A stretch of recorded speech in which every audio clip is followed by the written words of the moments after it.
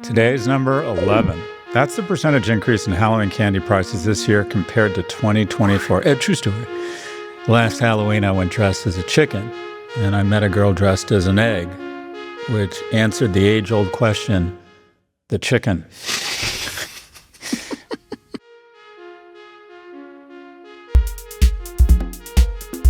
I actually think Halloween and Valentine's Day are very similar. They both involve candy, and I pretend to be something I'm not. Pretend to be thoughtful, caring. Two bangers in a row. Two bangers. Let's talk about Halloween. What are you doing? I'm going to a party. I'm going to dress up as Inspector Clouseau, and my girlfriend's going to be the Pink Panther. I do have another Halloween story, actually, and that is I went to a party last week that for some reason I thought was a costume party. It was my friend's birthday dinner, and I convinced my girlfriend that it was a costume party, and she was just assumed that I was right. I was like, yeah, it's definitely, we want to get dressed up. We show up as cowboy and cowgirl with cowboy hats, and it is a regular dinner party. Everyone is dressed completely normally. So it's quite a shocking experience for us. Yeah, if that's the most embarrassing thing that's happened to your girlfriend being having you as her boyfriend, she's got a world of surprise coming her way. She's going to deal with some more. Ed, ask me what I'm doing. Ask me what I'm doing. What am I doing? What are you up to, Scott? What's going on with you? What are you up to, Scott? What kind of parties are you going to? Well, Ed, I don't like to talk about this kind of thing, but I'm going to Toronto tomorrow. Now you say, why are you going to Toronto? Why are you going to Toronto? I'm accepting an award from the Simon Wiesenthal Center and the Spirit of Hope dinner for our advocacy and protection, I think, of the Jewish people. And it's me and Van Jones, which is, one, a very big award, and two, shows you how deep into the barrel you have to go because so few Jews are actually speaking out. But anyways, going to Canada to get an award.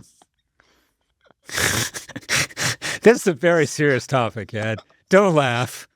Don't laugh. What's so funny? No. Let me guess. You just got back from voting for Mamdani. Let me guess. No, I just love the. I love the setup. Just I don't know if we're going to have this in the edit, but the prompting. It's a true story. I know it's a true story. I'm going to Toronto tomorrow morning. I know. I'm very excited for you. You're going to be back in New York, and we're gonna have, I think, a few meetings, right? Go over how the business is doing. Can I just say, so far, I think this is our most cringy opening, and that is not easy. I brought in Judaism, Toronto, Halloween. Yeah. This is a fruit salad of weird. Yeah, we're doing our team meeting. I like to encourage everyone to work harder. And we're going to go over the business. Business is rocking, by the way. I mean, markets is a drag on the business, but. That was good. This show needs some work. This show needs some work. No, the business is going really well. Right place, right time. Who would have thought podcasting? We're going to get the first full picture of what it's like doing this show 5 days a week. Because people forget, we only started doing this very recently. So this is our first full quarter where we're going to review the financial performance of doing this show every weekday. I personally am very excited to see how much money we're making off of this thing. I'm going to give another reference that only Drew, our technical director, he's the only person over the age of 40 on this call, that only he will write. You're my Fernando Valenzuela. Do you know who Fernando Valenzuela is? I don't. He looks scared that I'm going to say it's some sort of like Norwegian porn star or something. Anyways, it's Fernando Valenzuela. You've called me worse. Fernando is arguably one of the greatest pitchers of all time. He played for the Dodgers in the 80s. And Tommy Lasorda had a fairly weak team, or I don't know, someone will come in the comments. No, they were a good team. Anyway, he was this amazing pitcher, couldn't speak a word of English. And he was amazing. And you're not supposed to, I guess, use a pitcher more than once, maybe twice a week as you throw out the arm. And Tommy was pitching him 3 times a week and basically turned his arm into like a rubber band, just totally overplayed him. Anyways, you're my Fernando Valenzuela. We went from once a week. We get a few positive comments. I'm like, let's go to twice a week. We go to twice a week. The thing does well. And Claire is very ambitious. She's got a wedding to pay for at some point, hint, hint. And then we go, let's go to 5 days a week. So you guys are my Fernando Valenzuela. I'm literally throwing your arm out. I love it. I'm young. I've got a lot more throws left in me. I agree, young man. All right, with that, should we get to the headlines? Let's do it. We are speaking with Andrew Ross Sorkin, editor-at-large of DealBook at the New York Times and co-anchor of CNBC's Squawk Box, and he is just out with his new book, 1929, which we cannot wait to get into. Good to see you, Andrew. Scott, ready to go? Hey, Andrew, just quick before we get started, is it okay if I mock your interview with Leslie Stahl, or is that going to upset you? No, you can say whatever you like. You throw the ball as hard as you want, my friend. That's what the Canadians would say. They would say, do what you like to do. But I'll tell you this. I want you to know, we got a copy of your new book, Scott. Just arrived yesterday. And my wife and I looked at it and we said, instant bestseller. Oh, thanks, man. You could just feel it. By the way, the cover is beautiful. The approach to the whole thing is beautiful. I didn't get a chance to fully read it. I mean, we were just sort of going through it quickly, but you could just feel what you're trying to do in those pages. And hats off to you. And I just can't wait for it. It's just unfair. He's so fucking likable, isn't he? See, this is how Andrew is so successful. It's how he avoids roasts. How do you not like this guy? I'm not trying to pander to you. I'm just telling you. The thing showed up at our house yesterday, and we have a whole conversation about this cover. Whoever made that cover, it's gorgeous. Scott, enjoy roasting him now.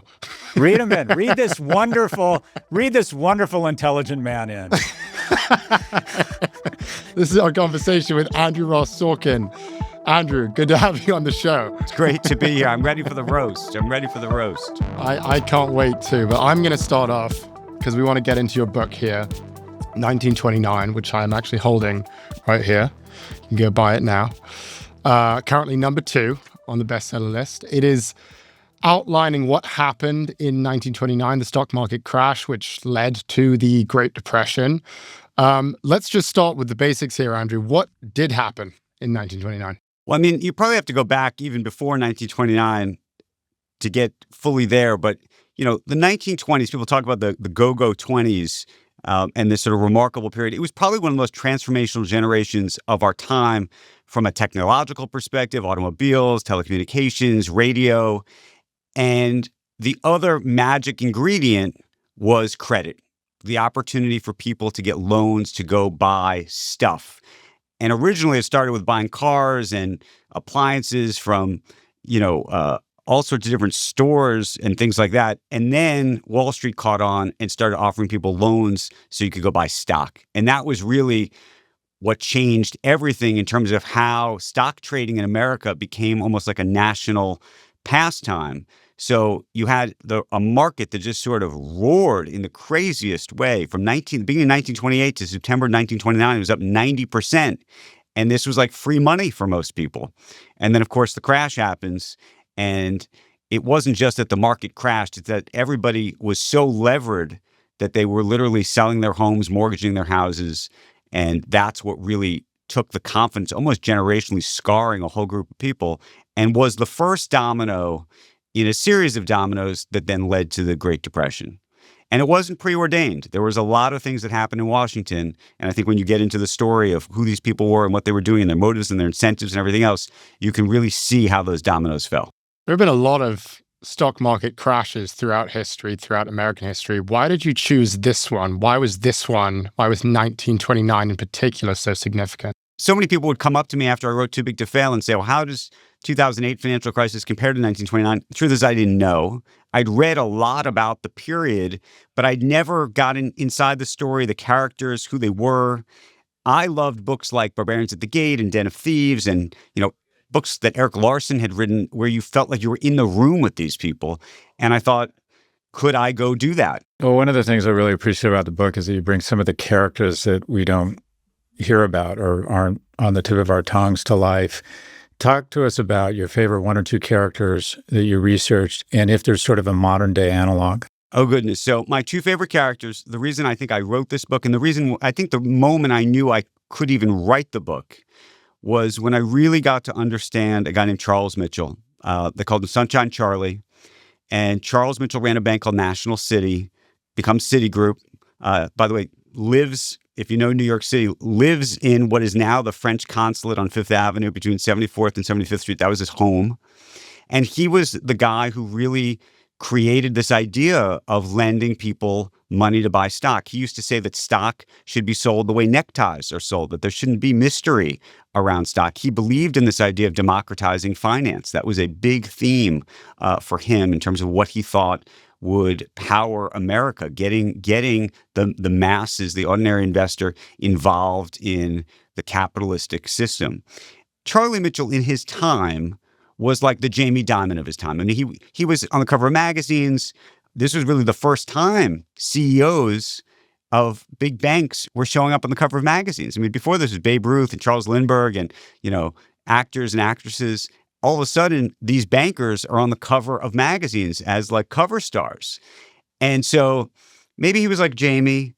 I think in some ways he might have been a little bit like Michael Milken, actually, in terms of what he ultimately did, in terms of the credit piece of it.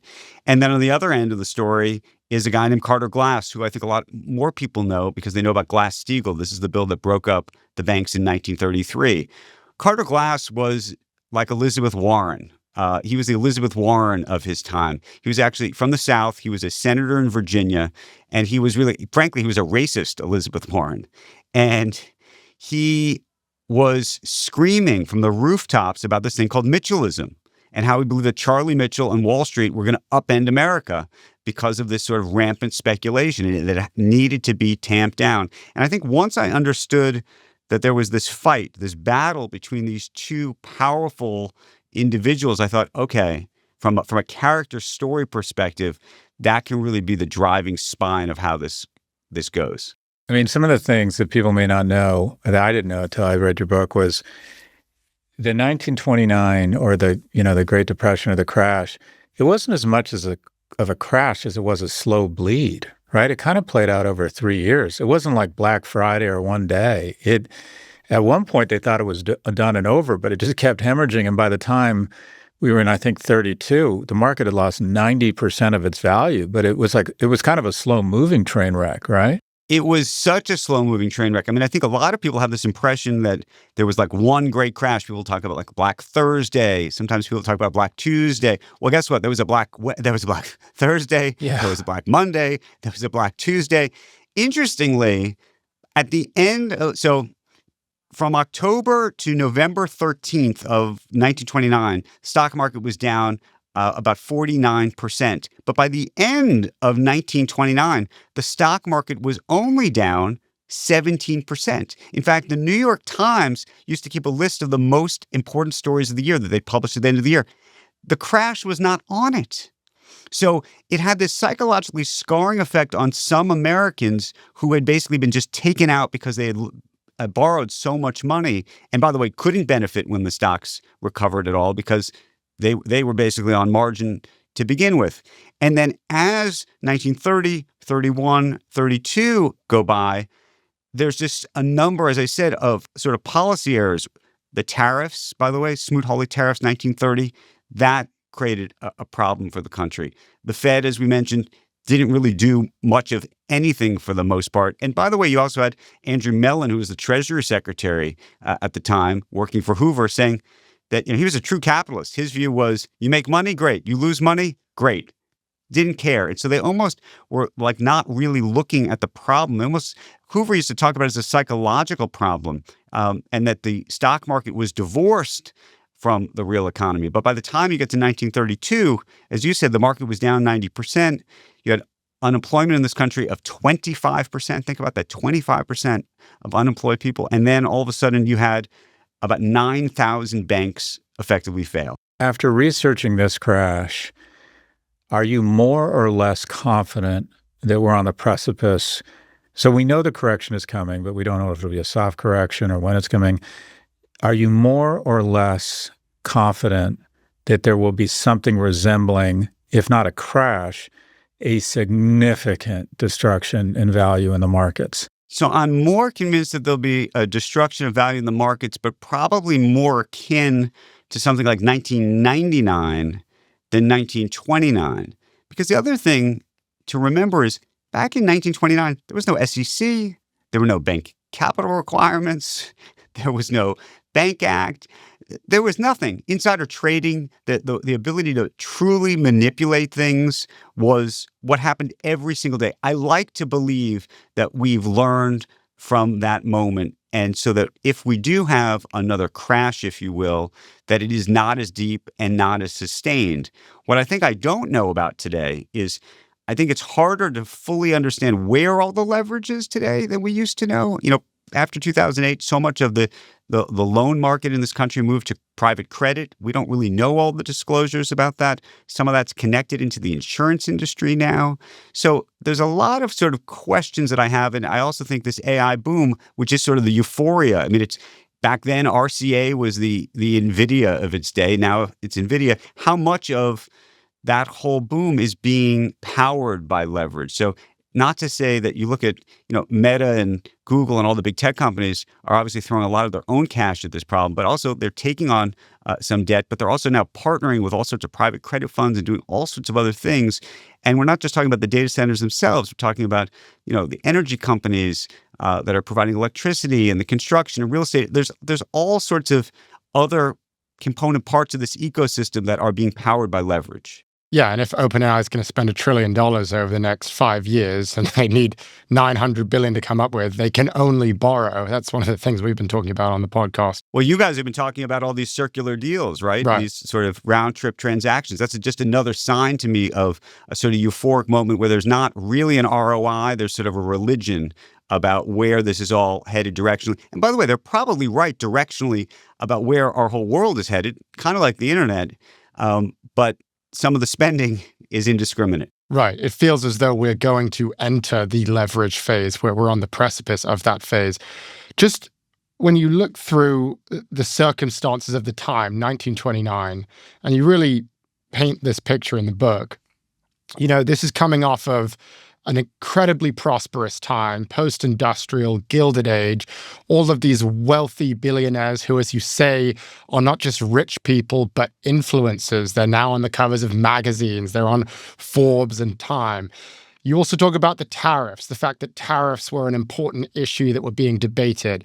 There's this tension between the relationship with Wall Street and also Washington and the amount of influence that could be bought by people on Wall Street in Washington, people beginning to talk about that.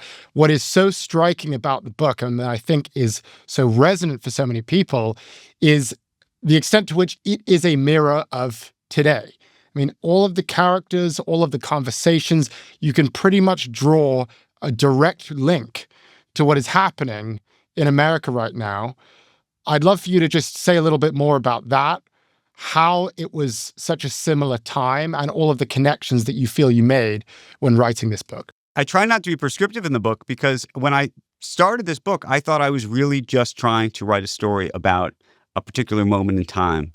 And as I was writing it, and obviously all of these things are happening in the news that we're reporting on every day and we're reading about in the pages of the papers and talking about on TV and on your podcast and everything else, it started, there were these like alarm bells going off. Oh my goodness, this is parallel to this and this is parallel to that. So I just want to sort of say up front, it wasn't the goal. The fact that the book is coming out now it's only a function of the fact that I finally finished the book, much to my family's delight, frankly, because they were 8 years, right? I went into it thinking I could pull it off in maybe 2 or 3 years, and of course, then it dragged on. But it was a labor of love. You talk about different characters being so similar. There's a guy named John Raskob, who I actually think may be the most interesting person in the book. He is the Elon Musk of his era. He was sort of a philosopher king. Would have been if there was a Forbes list back then, he would have been on it. He ran General Motors, was the one who actually decided to start lending people money to buy cars. That's actually what, by the way, changed the way people even thought about credit for the first time. So it was a moral sin in this country, in large part prior to that, to even take on a loan of any sort. And he sort of made that available to the masses, then tried to create a mutual fund that would have been levered effectively. So he used to say, everyone ought to be rich. He built what was then the SpaceX of its time in the Empire State Building. He was the single individual behind that.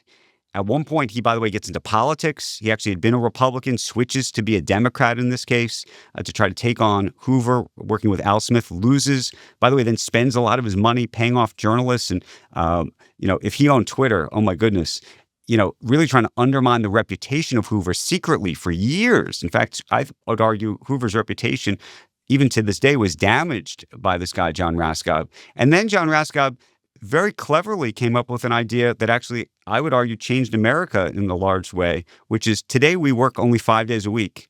Back then, we worked 6 days a week. The stock market was open on Saturdays. And he had this idea that she wrote about in November of 1929 that, we should have a 5-day work week not because he wanted to be nice to people, because he thought that if you actually had an extra day during the weekend, it would create a bigger consumer economy. More people would have to buy cars. They'd have places to go. They'd buy gardening equipment and everything else. So again, you sort of see these people in this sort of parallel-like universe. And yet, the opening quote, or the epigraph in the book, which I think is so good, is this quote from Albert Einstein. He said this in 1929, 3 days before Black Tuesday. He said, quote, "The ordinary human being does not live long enough to draw any substantial benefit from his own experience. And no one, it seems, can benefit by the experiences of others. Being both a father and a teacher, I know we can teach our children nothing. Each must learn its lesson anew." And I think that is kind of the crucial point here, which is you're describing a situation that looks very similar to what is happening today. We know what happened in the aftermath. We know that there was a stock market crash that led to a period of depression. But you also open the book by saying, we have to learn our lessons ourselves. We do. And by the way, let me just say, here we are being very depressed. It's very depressing to think, everything's going to go off a cliff. The truth is that, over time, the market goes up. A lot of people, by the way, since this book came out, they said, Andrew, you're calling for a crash. It's all going to end terribly. What are you saying? And the truth is that you can have all the Cassandras in the room, saying the sky is going to fall. But over time, things have gone up. And I do think that's worth noting because being a professional optimist has been a better business than being a professional skeptic. Again, over time. That's not to say, if you need the money in the moment of a crisis or a panic, you have a problem. But if you don't, things will get better. And one other piece that I've grappled with a lot, actually writing this book, I've actually come to the conclusion that actually speculation in some way built America. We all think that speculation is this dirty word, but whoever did bet on Elon Musk when he was doing Tesla, and it seemed like an absurd idea, that was a speculation unto itself. And, so much of the sort of generational change, technologically and otherwise, came from speculators. Now, the problem with speculation is you're trying to thread some kind of crazy needle, which is you want some semblance of speculation in the system, but you don't want it to go overboard. And that is the $1 million trillion question. How do you do that? I mean, as someone who studied that time, what lessons can we learn such that when, or if, but I think we probably all agree when the stock market corrects, it's not as painful and as destructive as it was back then? Well, the first piece is what do you do on the front end to try to avoid a crash? And that might be, by the way, raising interest rates if you're the Federal Reserve, even in the face of some of these other issues around employment and the like. When you look at an AI boom that's taking place in our country today, I mean, right now the problem is the challenge, I would argue, is we have such an imbalance in our economy. I don't know if you guys read, Jason Furman at Harvard just wrote this paper. If you literally take out all of the money that's been funneled into sort of the data center build out in America, you would have basically flat GDP in our country, maybe up 0.1% or something like that, I think he concluded. So that's a very complicated scenario. How do you cut off what seems like a speculative sort of fury? And you want that innovation, but you also, now especially because of the concentration, you don't want to sort of tip over the rest of it. So I think part of it's what do you do on the front end?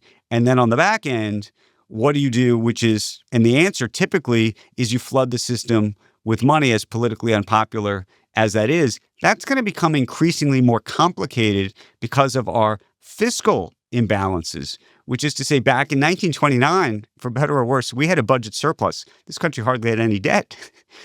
The more you start to flood the system with money now, you create all sorts of other new problems for yourself, because at some point, bondholders in U.S. Treasuries are going to raise their hand and say, you know what?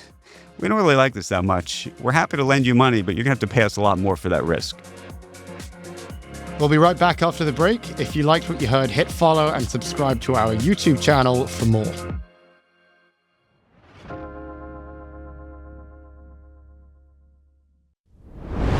We're back with Prof G Markets. The way this reminded me a little bit of your book, Too Big to Fail, is you're very good at putting people in the room. I mean, there's a couple meetings or scenarios in both books where you feel like you're literally in the room.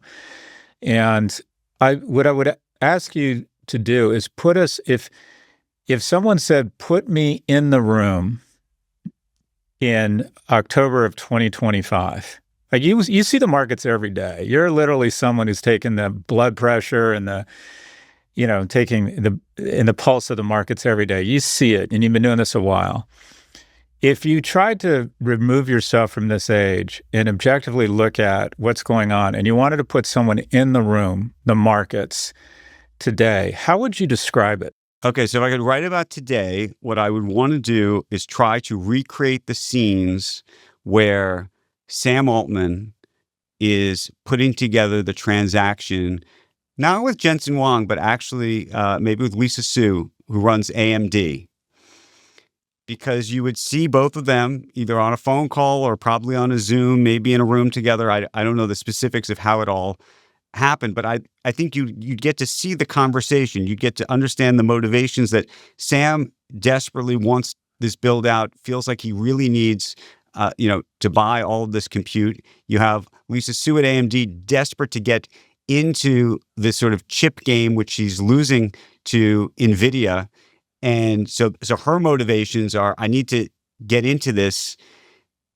How are they going to make a deal? In this case, they create this sort of odd circular transaction where, OpenAI gets, warrants in AMD, knowing that if they announce this deal, likely, I'd love to see that conversation. We think that the warrants are going to be worth a lot more because of this connection between the two. And then that's going to create value, which OpenAI can use effectively as cash at some point to pay for the chips that it otherwise couldn't afford to buy.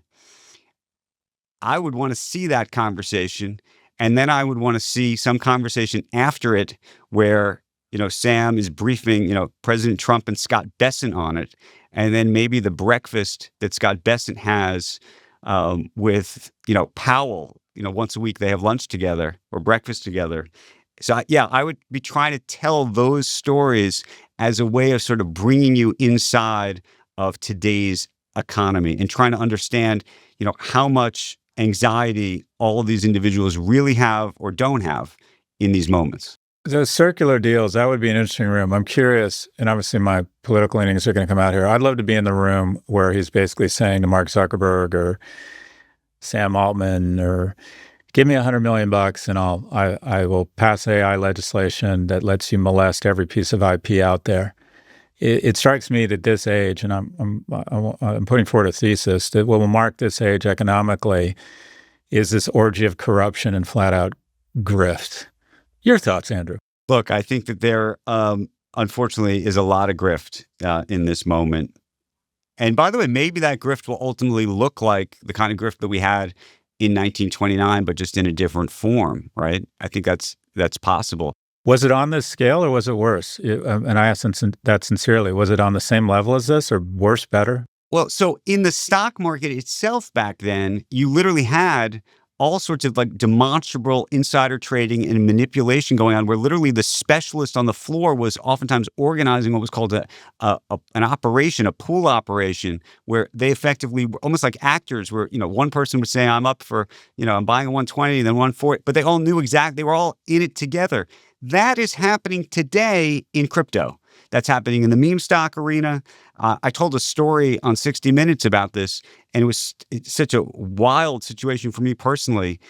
Back in January, somebody created something called a Sorkin coin. I happen to be on TV with Larry Fink, and he mentioned that he joked that there should be a Sorkin coin. Somebody actually created one. All of a sudden, millions of dollars are trading. And I kept getting invited into these Telegram accounts, sort of chat rooms and Signal chat rooms. And they're all talking about how they're actually going to manipulate the coin and press it up. And they all were they wanted me to be involved in it because they thought if I endorsed it, it would go up. In fact, one of them reached out to one of my sons online on social media, found him, and was offering him, I think, $50,000 or $100,000 worth of Sorkin coin to try to get him to somehow, I don't know, do something. And I had to call my son and say, look, you cannot talk to these people. I beg you, we're all going to go to jail. And you cannot. Please do not reply. And of course, my son said to me, Dad, I'm leaving a lot of money on the table. That's what Eric Trump probably said too. I think of you as being like, if I was asked to have 5 people to sort of embody New York to me in different angles of it, different complexions of it, you would be one of those people. I just think of you as the consummate New Yorker. Talk to me about Cuomo versus Mamdani. I'd love to just looking at it through the lens of the markets. I know you talk to you're both young enough to, I think, understand the appeal of Mamdani, but also you speak to every day to some people, some market players who seem vehemently opposed to him. What do you think this says about the moment and says about the moment in New York? Oh, goodness. Look, I think what it really says about the moment is that the Democratic Party has struggled to find the best possible candidates to actually put up on the board. I mean, I think that's why this is, to the degree that people are questioning, how did this happen? Obviously, Mamdani, it felt like came out of nowhere. Cuomo is it's complicated for people to support him for lots of reasons. And I think you know a lot of those reasons. I don't even have to spell them out. And I think it's very complicated for a lot of other people to support Mamdani, in part because he's not a democratic socialist. He actually is a socialist. If you go and listen to what he talks about, I mean, he does demonstrably talk about seizing the means of production. Like, he says that out loud. He has said that. And so I think that those sort of, the idea of a city that's built on capitalism being run by somebody who demonstrably does not believe in it, and not just doesn't believe in it, but wants to fundamentally change it, is a fascinating development in our city. I think the bigger questions, though, that are animating the likes of, some of the hedge fund managers and some of the most outspoken Wall Streeters that you hear, actually have nothing to do, oddly enough, with, free buses and, free groceries. I don't think that's what this is about. I think that this is actually about something very different. I think this is about policing and safety in the city, and whether he is going to not just keep, Commissioner Tisch in charge, but, how he's going to reallocate resources around policing in this city. And I think we have lived in this city and had lots of problems over the last 5 years. The pandemic really exacerbated it. We also had a lot of laws change that made, common thievery, something that doesn't even get prosecuted in large part. So I think there's a big question about that. I think it starts with that. I think there's this question about anti-Semitism, to be honest with you, is a real question. I think that's like a real, legit question that I'm Jewish, that people have in this city about what does he actually believe and how is that going to manifest itself over the next couple of years in the city. And then I think, I know people talk about taxes and people think he's not going to be able to raise the tax thing. I think is almost a red herring to sort of just a larger question about, can he manage the city? I think that's actually another big piece of this, which is to say he's a young man. He's 33. A lot of people are super excited about him as a politician and what he represents and speaks to in terms of the big ideas around affordability and the like. But when it comes to actually the practical day-to-day of actually like managing a city, when it's pretty clear that he's never done anything like that, and to the extent that he's managed things in this role as an assemblyman, that he wasn't even like doing the job half the time. I think a lot of people look at that are in the business of Wall Street. I'm here at the NASDAQ today. I think those are the issues they're thinking about. The mayoral race is an executive or operational position, and it's about making sure the MTA works and that there's policing. So to a certain extent, his views on Israel are, I don't want to say they're not important, but I feel like we have bigger fish to fry in terms of where we expend our political capital. And I think it's just as it's going to be hard for him to raise taxes because the logistics of having to get the governor and the state legislature on board, his views on Israel or on Jews, I see why it's meaningful, but I don't think it's profound here. And I do think there's been some Islamophobia. By the way, I think that's probably true. As the Cuomo campaign gets desperate, they running ads or affiliated parties running ads of the plane slamming into the Twin Towers. I just think that shit's ugly. I mean this sincerely, Andrew. I'd love to see you run for office, but it feels like more of a statement on our politics that you kind of think, wait, this is the best we can do? Well, that's the saddest part. Nobody wants to take these jobs. I mean, that's the thing. And I don't know how we change that. By the way, that's not just a New York City mayoral problem. That's a problem around the country. Nobody wants, with very few exceptions, I don't want to say nobody wants these jobs, but I don't know, what would it take for us to get you, Scott, to run for something? If I was your age, I would do it, Andrew. It's just that I'm barreling towards death, and I want to go to Ibiza and hang out with my friends, and I would absolutely do it because I'm a narcissist and I'm wealthy, which are the two primary qualifications to run for office.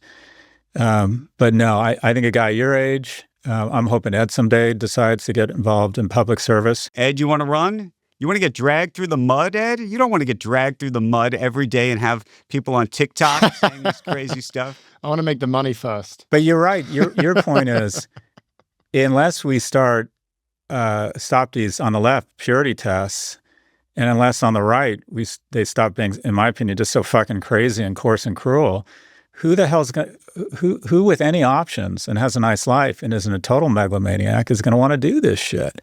Andrew, you speak a lot with the business world. You have kind of like a direct line of communication with all of the top executives, the people on Wall Street, the business community at large. And it's interesting to hear that there are concerns in New York specifically with Mamdani about the policing in general. But socialism at large, you mentioned the strangeness of the capital of capitalism being run by a socialist. However, at the same time, this is spreading across the nation, actually. You've got 46% of Americans saying they don't support capitalism or they have a problem with capitalism. You've got support for socialism at an all-time high in America. So, yes, it's strange, but it's actually increasingly not strange. The extent to which socialism is being embraced by people and people are losing faith in the capitalist system, which to me is going to be kind of the great referendum of our time. Do we like capitalism? Do we like the system that we've inherited, or do we not? I would love to get your sense of what the business community thinks about this question, and also if they are concerned and also taking it seriously. Do they think that this is a real problem? So I think they're concerned. I don't think they're taking it seriously, though I'm not sure what it would take to take it seriously, I mean, what they would be doing.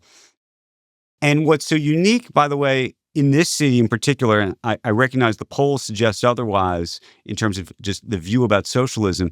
If you ask most, at least the experience that I've had of, and this is anecdotal, people who are voting for Mamdani, they say, well, he's not really a socialist. They'll say, actually, no, he's not a socialist. He's a democratic socialist. That's a very different thing.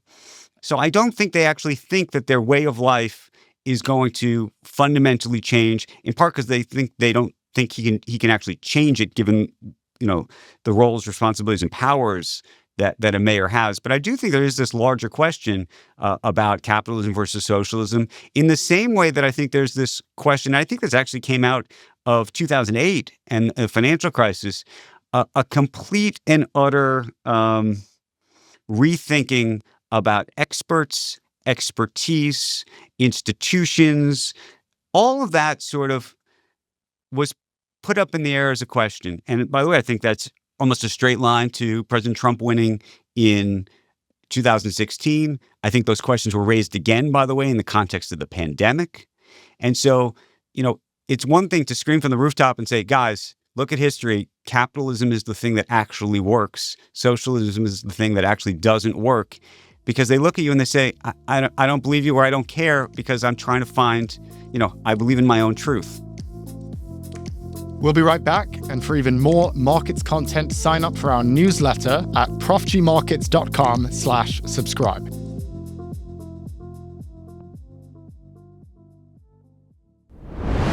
We're back with Prof G Markets. This has been fascinating, but I want to hear more about the book, specifically your process. One of the things I admire about you is the fact that you do everything. It's kind of insane.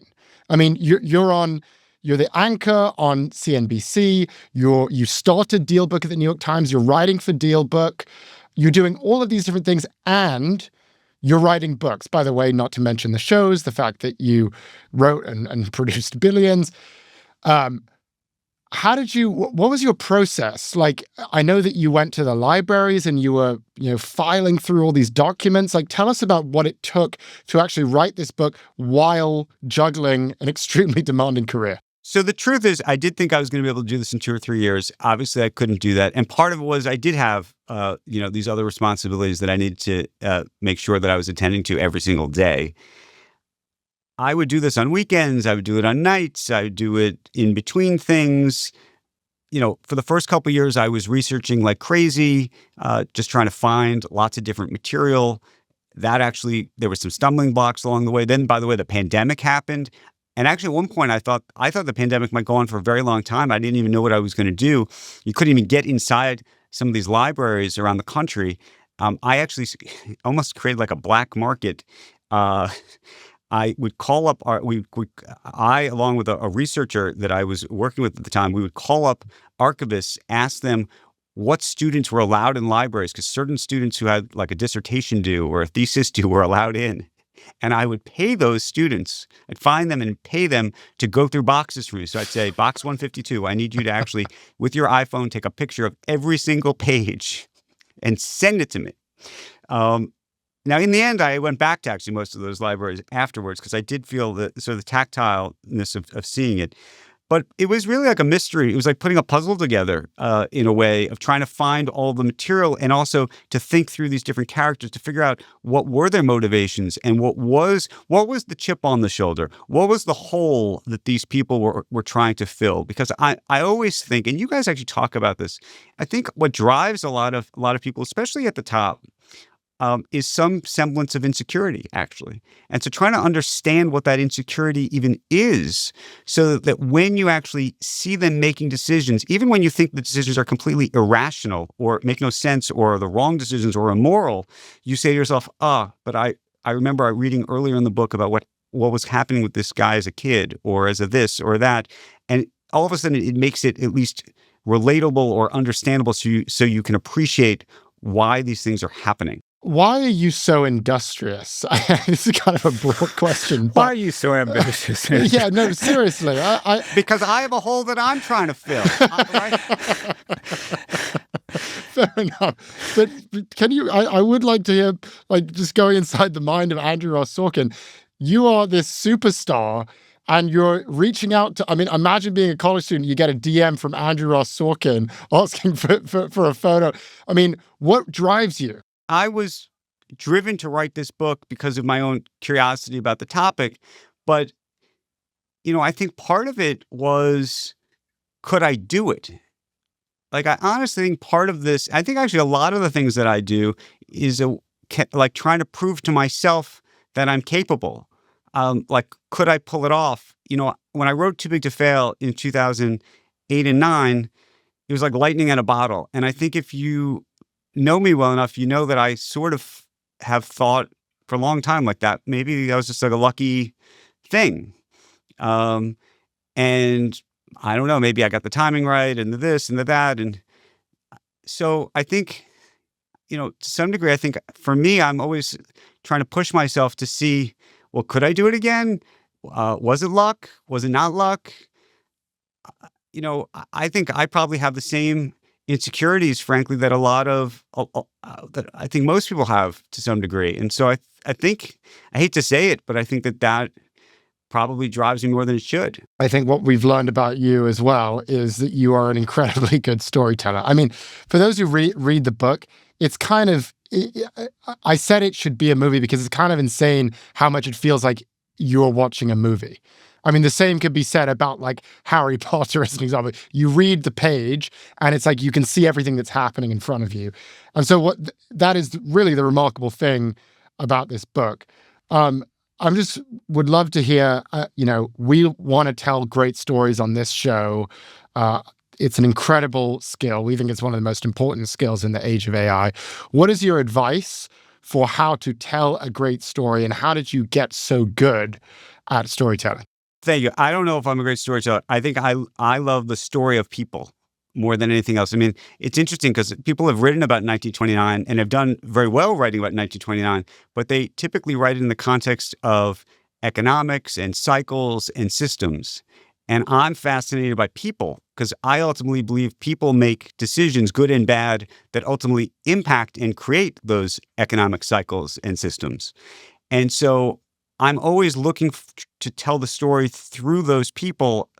And I feel like that's the most relatable way. And frankly, for me, the way I even understand the world, I'm not trying to be humble or something by saying I'm not that smart. I'm not that smart. Sometimes I hear people talking about things in these sort of to me, it's very confusing. I actually don't understand what they're talking about when they talk about certain things.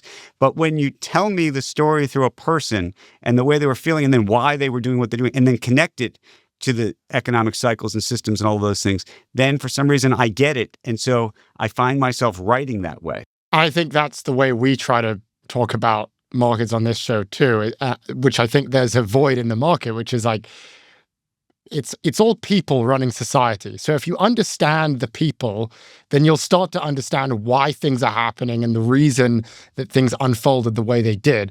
What is very interesting and a little bit crazy to me about this book is you're describing people who are not alive, who you've never met before. And I assume you had to kind of fill in the blanks. How did you get to know all of the characters in 1929, considering the fact that you don't know them? I mean, this was literally reading the diaries, reading the letters, reading the transcripts, reading the memos, reading all sorts of materials, reading what their friends were saying about them in those moments. Some of the material I found wasn't just in the moment. It might have been from 10, 20, 30 years even later. I found materials that some of their kids had written about some of the characters. And so again, I think I was just trying to figure out who they were. And I think I try to put myself in their shoes. I mean, I think I try to do this today with people who are alive. I try to think to myself, well, if I was so-and-so, even when I disagree with them, why do they think what they think? And so I think I tried to do that in this context. But everything you read, if you see a quote or an emotion, or it came from somewhere, there's hundreds of pages of endnotes in this book so you can actually see where the material came from. It's not that I had to really craft it in my head, though I will say, having covered the crisis of 2008, I think that actually helped me a lot understand sort of the emotional state of humans in those moments and sort of like what they do and who they call and what happens in those moments. So I think I was purposely looking for some of those things as I was going through the material. Just on that point of getting to know people, I think you're good at it, at figuring out what's going on in their head. I'd like to throw out a few characters, see what you think is going on in their head. Sam Altman. He says we're going to spend $1 trillion. He's cooking up these deals with Lisa Su. He's going to Larry Ellison.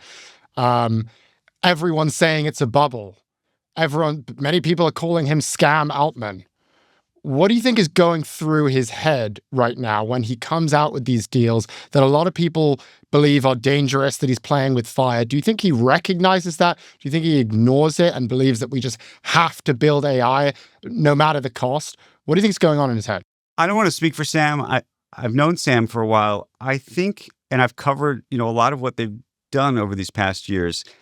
I think that he believes in his heart that there's an inevitability to this technology, its emergence, and ultimately to AGI.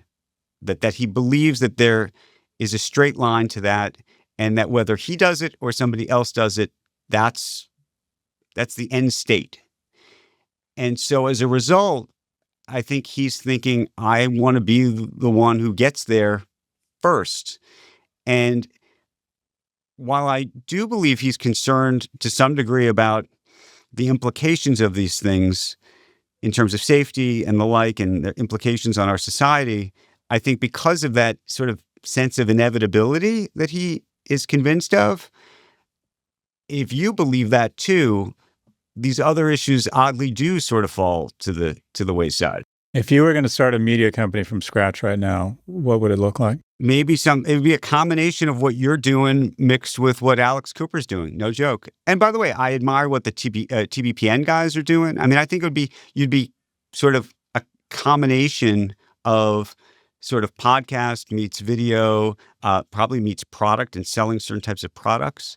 I think you could do, I mean, what's so interesting to me, this is a much longer conversation, is just how the audience has shifted in terms of what you think the sort of traditional rules should be in the context of most people who are involved in sort of this new podcast realm, are venture capitalists or this or that, and they have all sorts of stakes in different things.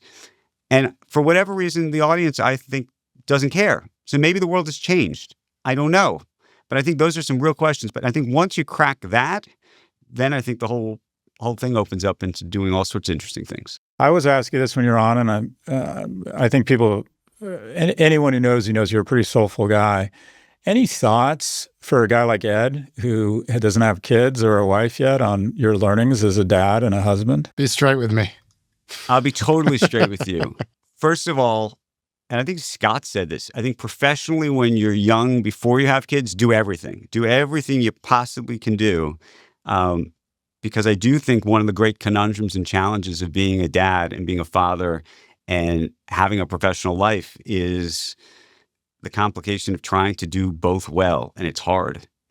And I tell myself all the time, Scott, that, if I write this book and they see me working hard on it and they see me care about something, hopefully they're going to care about something. I worry that, they're going to, they could have there could be a backlash. Interestingly, I'll tell you about my own father. My father was a lawyer and he worked so hard. I mean, he acted like a first-year associate till he retired. And I thought to myself, I'm never going to work that hard. This is crazy that he's working this hard. Why is he's working on the weekends all the time? What's he doing? This is insane.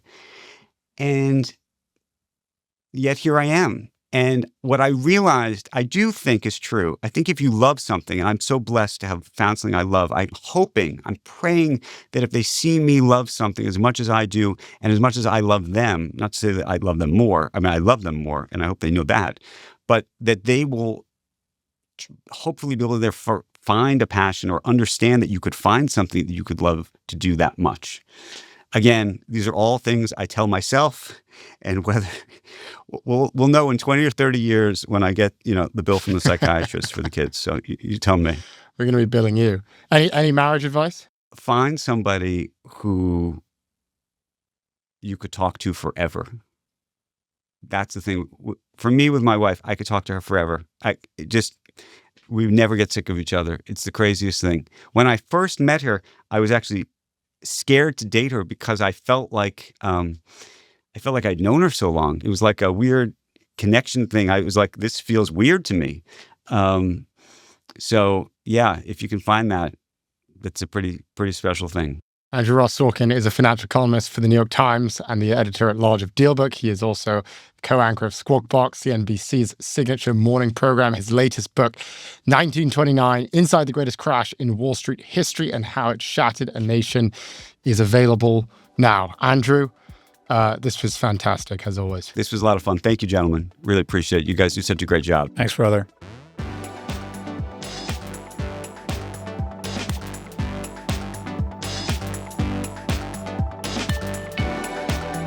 Ed, what did you think of the Canadian spy? You know that, right? You know he works for the Canadian Intelligence Service. Anyone that nice, he's definitely funneling back trade secrets to Canada. There's something wrong. He's too successful, too humble, too kind. Yeah, there's something off with him. There's got to be, right? What do you think? I'm fond of Andrew. I don't know him well, but I know him and I like him and I want him to succeed. And I find that he's actually I think because he has such a powerful seat at CNBC, he gives it to you pretty straight. He's not afraid to push back, or I always enjoy really speaking to him. Also, his books, if you write books, you see how hard they are. And within 10 or 12 pages, you can usually tell if A, they wrote it, and B, if they did the work. And Andrew does the work. It doesn't surprise me that book took him 7 or 8 years. Like when he writes a book, he really takes it on. He does a lot of research. He really goes deep. And so his books kind of, like I said, they put you in the room and they put you in the period and they put you in that time. He's a very talented guy. Nice family man, good friend. Yeah, just kind of one of those guys kind of has it all. I would love to see Andrew run for office. I think he's very pragmatic, very likable. I think he'd be a great mayor of New York. I think he'd win. And he's got a blend of the kind of empathy and humanity that you want in someone in public service. But at the same time, I think in New York, you have to have someone who understands finance and markets. And he gets those things. Your thoughts? I'm struck by the book. I'm struck by his ability to tell a story. I'm struck by his work ethic as exemplified by the amount of work that he does in all of his different media outlets and the insane amount of work that he had to put in to produce this book. I mean, just if you read the book and you read sort of like the prologue about how he did it, it's kind of unbelievable.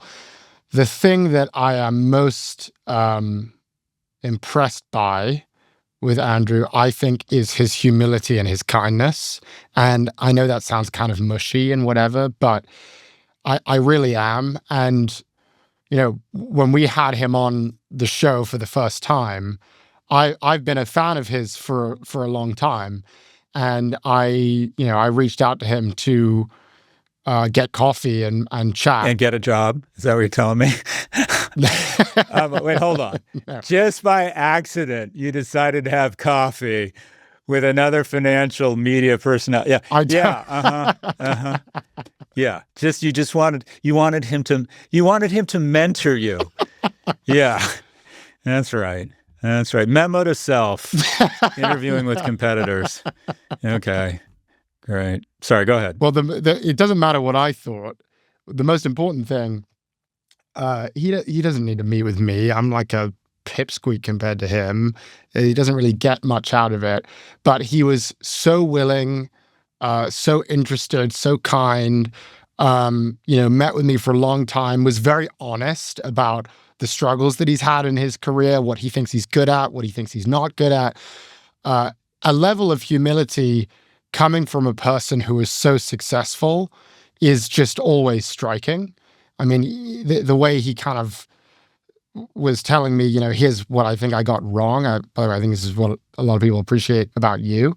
But I think my learning from it is, I think kindness and generosity is not only a good thing in and of itself, but it also gets you very far.